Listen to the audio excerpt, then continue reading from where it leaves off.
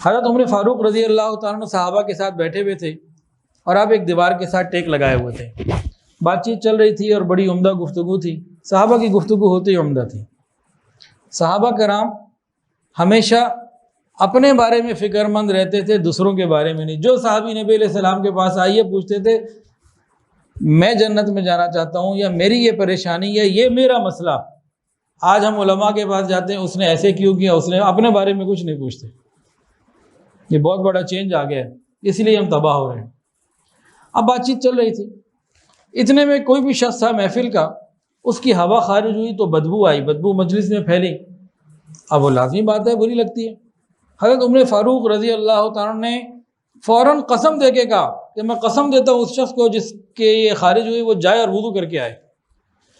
وہاں پہ حضرت جریر رضی اللہ تعالیٰ عنہ بھی موجود تھے، جریر ابن عبداللہ. تو جب حضرت عمر نے قسم دی نا، اب سب لوگ ایک دم مبہوت سے ہو گئے، محفل ایک عجیب سی ہو گئی اور وہ شخص بھی نہ اٹھا. فوراً ہی جریر ابن عبداللہ نے کہا حضرت آپ اس کے بجائے ایک اور حکم دیجئے، ہم ایسا کرتے ہیں ہم سارے کے سارے وضو کر کے آ جاتے ہیں. حضرت عمر کو یہ بات بڑی پسند آئی. سب نے وضو کیا، یعنی کسی کے اندر کوئی عیب تھا، کوئی برائی، کوئی غلطی ہوئی تو اس کا ذکر ہی نہیں، سب نے وضو کر لیا، بات ہی ختم. تو صحابہ کرام کی ایک یہ بھی شان تھی کہ کسی کے عیب کو چھپانے کی فکر کیا کرتے تھے. حضرت عمر فاروق رضی اللہ تعالی عنہ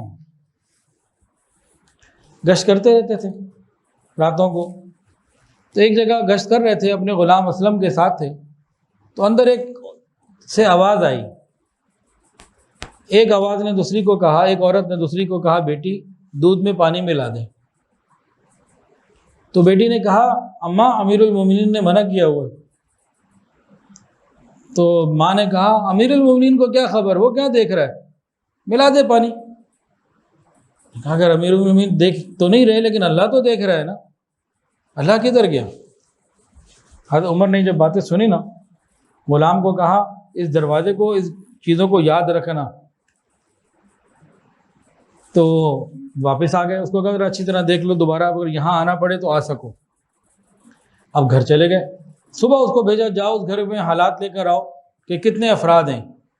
وہ جو غلام اسلم تھے وہ گئے اور آ کے کہا کہ اس گھر میں مرد کوئی نہیں ہے، ایک ماں ایک بیٹی اور کوئی بھی نہیں. اب حضرت عمر فاروق رضی اللہ تعالیٰ نے اپنے بیٹوں کو بلایا. تینوں بیٹے اس سے جو قریب تھے وہ آ گئے. کہا دیکھو اس بچی سے میں چاہتا ہوں کہ یہ گھر میں آئے. اگر میرے اندر نکاح کی قدرت ہوتی، قوت ہوتی تو پھر تم تک یہ بات ہی نہ پہنچتی، میں سبقت لے جاتا اور یہ کر چکا ہوتا. لیکن اب میں تو قوت نہیں رکھتا، تم میں سے کون ہے جو یہ کرنا چاہتا ہے.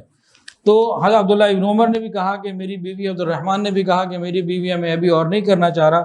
حضرت عاصم رضی اللہ عنہ نے کہا کہ امیر المومنین میں کرنا چاہتا ہوں، آپ کروا دیجئے ابا جان. فوراً پیغام بھیجا.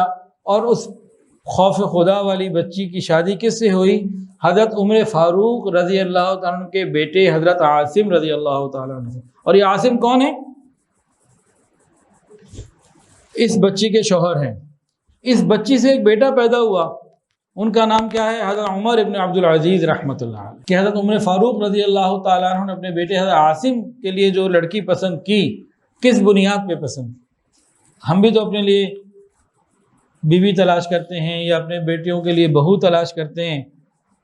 تو گھر میں شادی کے لیے ایسی خوف خدا والی بچیاں اگر آئیں گی تو نسلوں میں پھر اچھے لوگ آئیں گے.